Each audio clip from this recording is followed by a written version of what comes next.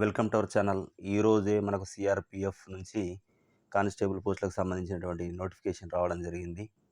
ఇక్కడ ఆన్లైన్ అప్లికేషన్లు కూడా తీసుకుంటే 20 ఏప్రిల్ నుంచి స్టార్ట్ అవుతున్నాయి. 20 ఏప్రిల్ నుంచి 19th మే వరకు క్లోజ్ అవుతున్నాయి. మరి దీనికి సంబంధించినటువంటి వివరాలన్నీ కూడా ఈరోజు చర్చిద్దాం మనం.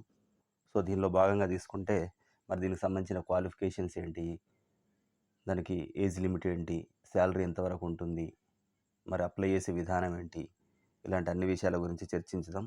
సో దీనికి కేవలం 10th క్లాసుకు సంబంధించి 10th క్లాసు అండ్ కొన్ని పోస్టులకి ఐటీఐ అట్లాంటి కోర్సులు కూడా అడగడం జరుగుతుంది. సో బేసిక్గా మాత్రం 10వ తరగతి క్వాలిఫికేషన్ తోటే వీటికి అవకాశం ఉంది కనుక మళ్ళీ ముఖ్యంగా తెలంగాణ మరి ఏపీలో చాలా వరకు పోస్టులు ఉన్నాయి. మన రాష్ట్రంలోనే పనిచేసేటువంటి అవకాశం కూడా ఉంది. సో ఇది మంచి ఆపర్చునిటీ అనుకోవాలి. ఇక్కడ ఉన్నటువంటి శాలరీ బేసిక్ ప్రకారం చూసుకుంటే కూడా అన్ని అలవెన్స్ కూడా దాదాపు అరౌండ్గా ఒక 50,000 రూపీస్ వచ్చేటువంటి అవకాశం కూడా ఉంది అని చెప్పుకోవచ్చు. సో ఇక్కడ చూస్తే మరి దీనిలో వేకెన్సీస్ తీసుకుంటే పే స్కేల్ 21,700 to 69,100 అంటుండు. సో ఇది బేసిక్ పే అనుకుంటాం. ఈ బేసిక్ పేకి మళ్ళీ అన్ని అలవెన్స్లు కలిపి రావడం వల్ల రఫ్గా అరౌండ్ 50,000 వచ్చేటువంటి అవకాశం ఉంటుంది. వేకెన్సీస్ తీసుకుంటే కూడా ఇక్కడ 9,175 పోస్టులు ఉన్నాయి. ఇక్కడ మేల్ తీసుకుంటే 9,960, 9,096 ఉన్నాయి. ఫీమేల్ తీసుకుంటే 79 ఉన్నవి. సో ఇక్కడ వేకెన్సీస్ పొజిషన్ కూడా తీసుకుందాం. వేకెన్సీస్ పొజిషన్ తీసుకున్నట్టయితే ఇక్కడ మన రాష్ట్రానికి అండ్ తెలంగాణ అండ్ ఆంధ్రప్రదేశ్లకు సంబంధించి చూసుకుంటే ఇక్కడ ఆంధ్రప్రదేశ్కు సంబంధించి ఓవరాల్గా పోస్టులు 504 పోస్టులు ఉండడం జరిగింది. దీంతోపాటు మరి తెలంగాణకు సంబంధించి చూసినట్లయితే ఇక్కడ 353 పోస్టులు తెలంగాణకు సంబంధించి ఉన్నవి. ఇక్కడ 353 మరియు అక్కడ 500కు పైగా పోస్టులు ఉన్నాయి కనుక మన తెలుగు రాష్ట్రాల వాళ్ళందరికీ కూడా ఒక మంచి అవకాశం అని చెప్పుకోవచ్చు ఇక్కడ. సో దీనిలో ఒక సింపుల్ రిటన్ టెస్టు, దీంతోపాటు ఫిజికల్ టెస్టులు కూడా ఉండడం జరుగుతుంది. ఇక్కడ చూస్తే మరి పోస్టులకు సంబంధించి చూసుకుంటే కూడా ఎటువంటి పోస్టులు ఉన్నాయి ఏంటి ఇవన్నీ అని చూసుకుంటే ఇవేమో రాష్ట్రాల వారీగా ఉన్నాయి. ఇక్కడ అన్ని స్టేట్లలో స్టేట్ వైజ్గా ఇక్కడ ఇవ్వడం జరిగింది వేకెన్సీస్.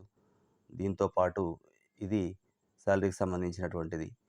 దీని తర్వాత ఇక్కడ నెక్స్ట్ చూసుకున్నట్లయితే రిజర్వేషన్స్ కానీ మరి ఏ ప్యాటర్న్లో సెలెక్షన్ ఉంటుంది ఏంది అనేటువంటి కూడా ఉన్నది. ఇక్కడ ఏజ్ లిమిట్ తీసుకుంటే 21 నుంచి 27 ఇయర్స్, 21 to 27 ఇయర్స్ ఉన్న వాళ్ళు చేసుకోవచ్చు. అది కూడా ఎప్పటి వరకు, January 1, 2026 వరకు ఇది కంప్లీట్ 21 to 27 ఇయర్స్ మధ్యలో ఉండాలి. అంటే ఇక్కడ సింపుల్గా చెప్పాలనుకుంటే ఇక్కడ ఏమన్నాడు అంటే ఇక్కడ ఎర్లియర్ దాన్ అంటే 2 January 1999 కంటే ముందు మరియు 1 January 2005కి తర్వాత ఉన్న వాళ్ళు ఎవరైతే ఉన్నారో వాళ్ళు should not have been born earlier. వాళ్ళు ఈ అంటే దీనికి అంటే 2 January 1999కి ముందు కానీ 1 January 2005కి తర్వాత కానీ పుట్టినటువంటి వాళ్లకు ఇక్కడ అర్హత లేదు అని చెప్పడం జరుగుతుంది. ఇక్కడ కానిస్టేబుల్ డ్రైవర్కి సంబంధించినటువంటిది. ఇక ఆ తర్వాత కానిస్టేబుల్కు సంబంధించింది అంటే ఈ పోస్టులన్నింటినీ సిఆర్పిఎఫ్ కానిస్టేబుల్ అంటున్నప్పుడు కూడా ఇక్కడ టెక్నికల్ కొన్ని ఉన్నాయి, మామూలు కొన్ని ఉన్నాయి.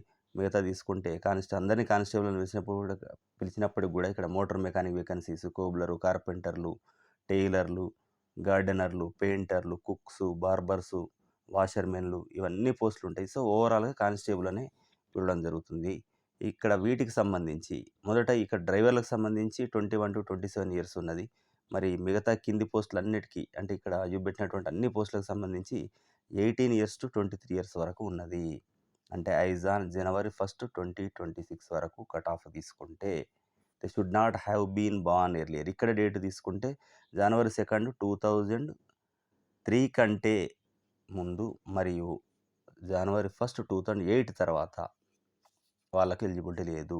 So in between these days are eligible అని చెప్పడం జరుగుతుంది. ఇక ఏజ్ రిలాక్సేషన్ కామన్గా మనకు తెలిసింది. సెంట్రల్ గవర్నమెంట్ సంబంధించి ఎస్సీ ఎస్టీకి సంబంధించి 5 years ఉంది. ఓబీసీ వాళ్ళకు 3 years ఉంటుంది. ఎక్స్ సర్వీస్ వాళ్ళకు 3 years ఆఫ్టర్ ఇక్కడ రిడక్షన్ ఆఫ్ మిలిటరీ సర్వీస్ అని కూడా చెప్పడం జరుగుతుంది. ఇక్కడ ఇంకా children and dependent of victims killed in the Indian rights. So ఇక్కడ వారికి అన్రిజర్వ్డ్ ఎవరైతే ఆ దాడులలో చనిపోయారో వాళ్ళ పిల్లలకు సంబంధించి ఇవ్వడం జరుగుతుంది. ఇక్కడ చూసుకున్నట్లయితే ఇంకా తీసుకుంటే వీటికి సంబంధించిన టెస్టులు ఏ విధంగా ఉన్నవి అండ్ ఇంకా ఇక్కడ క్వాలిఫికేషన్ సంబంధించి కూడా ఇవ్వడం జరిగింది. ఇక్కడ డ్రైవర్లకు సంబంధించి minimum 10th class matriculation and వీటికి సంబంధించిన 10th class and technical qualification సంబంధించి మరి heavy transport vehicle driving licence ఉండాలి and should pass the driving test at the time of recruitment. ఇక్కడ డ్రైవింగ్ టెస్ట్ కూడా నిర్వహించడం జరుగుతుంది.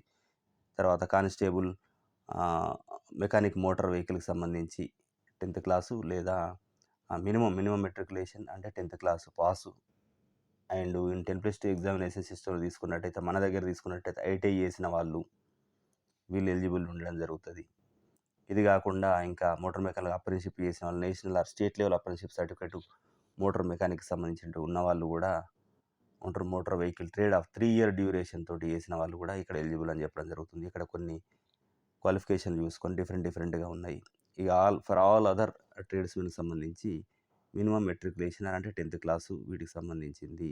తర్వాత టెక్నికల్‌కు must be proficients and worked in respective trades. అయితే ఎట్లాంటి పోస్టులకు అంటే కానిస్టేబుల్ కామన్‌గా చెప్పినప్పుడు కూడా రకరకాల పోస్టులు మనం ఇంతకుముందు చూసినాం. వాటికి సంబంధించి టెక్నికల్ క్వాలిఫికేషన్ కూడా ఉండాలి అని చెప్పడం జరుగుతుంది. ఇక్కడ పయనీరింగ్ ఎలక్ట్రీషియన్ ఫర్ ఎగ్జాంపుల్ ఎలక్ట్రీషియన్‌కి సంబంధించినటువంటి ఉండాలి.